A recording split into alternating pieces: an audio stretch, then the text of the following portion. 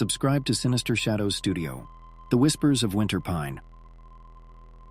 It was the winter of 1992, in the small town of Winter Pine, when I found myself entangled in an unsolved mystery that still haunts me. As a journalist for the local newspaper, the Winter Pine Observer, my stories mainly revolved around school events and town festivals, but that changed when Mrs. Greer, the beloved librarian, went missing. It began on a snowy morning. I had stopped by the library to return some books when I noticed the front door ajar. I pushed it open, calling out, but received no reply. Unease settled in as I walked through the silent corridors. That's when I found Mrs. Greer's glasses, lying on the floor next to an overturned chair. I contacted the police, and soon enough the town was buzzing with rumors and theories. Mrs. Greer had no known enemies. Her husband had passed away years ago, and they never had children. She was a beacon of kindness, known to all for her infectious laughter and captivating storytelling. The next day, as I sat in my office, I received an anonymous envelope with no return address. Inside was a photo. It was grainy, but I could make out the image of Mrs. Greer tied to a chair, her eyes wide with fear. On the back of the photo was scribbled, "Some stories are best left untold." I immediately handed it over to the police. They tried to trace the photo, but no fingerprints or useful clues were found. Feeling personally involved and driven by a mixture of concern and adrenaline, I decided to do some digging myself. I interviewed people close to Mrs. Greer. Her best friend Clara mentioned something intriguing. Mrs. Greer had recently stumbled upon an old journal in the library archives, written by the town's founder, Leonard Pine.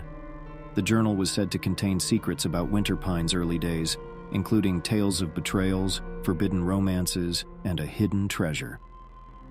The last person to see Mrs. Greer was Jenna, a high school student. She recounted that Mrs. Greer seemed distracted the last time they spoke, mentioning a meeting with someone who was interested in the journal. She had not revealed the person's identity. Determined, I visited the library after hours. Digging through the archives, I found the journal. As I leafed through the old pages, a map fell out. It led to a location in the nearby woods, marked with an X. I felt a rush of foolish courage. Maybe the kidnapper had taken Mrs. Greer there, thinking she had the map. I decided to check it out myself before informing the police. With a flashlight in hand, I ventured into the woods the following night. The wind whispered, and shadows seemed to dance around me. After hours, I reached the marked location. There, hidden beneath a pile of rocks, I found a box. Inside was a collection of old coins, jewelry, and notes, the hidden treasure. Suddenly, a voice interrupted my discovery. "Looking for something?" I turned to find a masked figure approaching, a knife gleaming in their hand. In a split-second decision, I threw the box at them and dashed in the opposite direction. The element of surprise worked, and I managed to reach my car, driving straight to the police station. Using my findings as a lead, the police launched a search. The treasure was, indeed, linked to the town's early settlers and was of significant historical importance. A few days later, they found Mrs. Greer in an abandoned cabin, tied but alive. Her kidnapper, however, had managed to escape. It turned out that Mrs. Greer had been approached by an unknown man, showing interest in the journal. She had suspected his intentions and tried to keep the journal's contents a secret, leading to her kidnapping. Winter Pine breathed a sigh of relief with Mrs. Greer's return. The library organized a small event, revealing the contents of the box to the town. The treasure was placed in a museum, serving as a testament to our town's rich history. However, the man behind the mask was never caught. He remained a shadowy figure, a whisper among the pine trees, and the subject of hushed conversations. Years have passed since then, and I've moved to a city, leaving behind the serenity and secrets of Winter Pine. Yet every time I come across an old book or hear the rustling of leaves, I'm reminded of that chilling winter and the masked man lurking in the shadows, the disappearance of Laura's locket. In 2008, I took a job as a janitor at the old Wentworth Hotel, a long-standing institution in our town that had seen better days. A place with ornate chandeliers, luxurious tapestries, and too many stories to count. I always considered myself a rational person, But there's one incident from my time there that I've never been able to explain, and it has haunted me since. One evening, as I was cleaning the grand ballroom, an elderly woman named Mrs. Waverly approached me. I recognized her as a long-term resident of the hotel. With pale blue eyes that always seemed lost in memories, she was known to keep to herself. "Have you seen Laura's locket?" she asked, her voice trembling with urgency. "I'm sorry, ma'am. I haven't come across any locket. What does it look like?" I replied. "It's silver, with a blue sapphire in the center. It belonged to my daughter, Laura," she whispered, tears filling her eyes. Seeing her distress, I promised to keep an eye out. Over the next few days, I searched high and low. I even asked other staff members, but no one had seen it. Then, one evening, as I was cleaning the attic, I stumbled upon an old photograph wedged behind a framed painting. It was a black and white image of a young woman wearing the very locket Mrs. Waverly had described. On the back of the photo was written, "Laura, 1953. Curiosity piqued, I dug deeper into the hotel's archives. Laura, I discovered, was Mrs. Waverly's daughter, who had mysteriously disappeared in 1954. She was last seen at a ball in the very ballroom I cleaned daily. She had been wearing the locket that night." I decided to share my findings with Mrs. Waverly. When I showed her the photograph, she gasped. "This was taken the night she disappeared," she murmured. Determined to help, I scoured every inch of the ballroom after hours, hoping to find some clue. Late one night, as I polished the floor beneath the grand chandelier, I noticed a shimmering object wedged in one of the chandelier's ornate spirals. It was the locket. I handed it over to Mrs. Waverly the next day. She clutched it, tears streaming down her face. "Thank you," she whispered. "You've given me a piece of her back." But the story doesn't end there. The very next morning, the hotel manager informed me that Mrs. Waverly had passed away peacefully in her sleep. In her hand, they found the locket, the photo of Laura tucked inside. The hotel was abuzz with stories. Some said Mrs. Waverly's spirit had finally found peace with her daughter's memory. Others whispered of seeing a young woman, resembling Laura, wandering the halls at night. I left the Wentworth Hotel not long after that, finding a job in another town.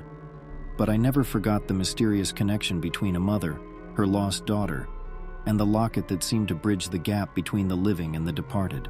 The Lost Hours of Hollow Street. I never imagined that my curiosity would plunge me into the heart of Hollow Street's most chilling, unsolved mystery. It was 2004, and I had just started working as a security guard for an old apartment complex on Hollow Street. The building was archaic, echoing tales from the past with every creaking floorboard. My first few nights were uneventful, until one particular evening when Mrs. Davis, a tenant from the third floor, approached me. "Have you heard about apartment 306? She asked, her eyes filled with a mix of fear and intrigue. "No. Why?" I responded, slightly amused. "People say it's cursed," she whispered, glancing around to ensure no one else was in earshot. "Every tenant who's lived there for the past decade has disappeared."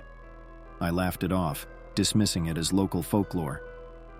That was until a few weeks later, when something unexplainable happened. One evening, the CCTV camera monitoring the hallway leading to apartment 306 malfunctioned. The screen turned to static for exactly 3 hours, and then resumed as if nothing happened. I reported the glitch, but the tape from those missing hours was gone. Intrigued, I decided to investigate. The current tenant of 306 was a man named Thomas. He was in his mid-30s, kept to himself, and had just moved in a month prior. I knocked on his door one afternoon, using the pretense of a routine check to strike up a conversation. Inside, the apartment was ordinary. However, my eyes caught a glimpse of a series of photos on his desk. They were dated and organized, each displaying the same pattern: the main entrance of the apartment at different times of the day.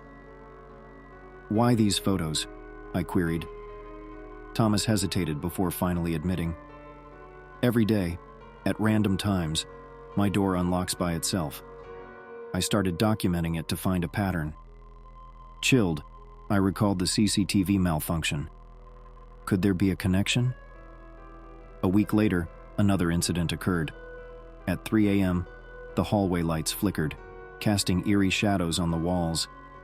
I walked over to investigate, and as I approached 306, I felt a sudden drop in temperature. It felt as though an invisible force was trying to push me away. I heard a faint whisper, "Leave, now." Terrified, I retreated and avoided the third floor for the remainder of my shift. The next morning, a neighbor reported that she hadn't seen Thomas in a while. After failing to get a response from his apartment, we called the police. They found no sign of struggle inside, but Thomas was gone. His photos, his documentation, all remained, but he had vanished. Word spread around the building. The curse of 306 was real.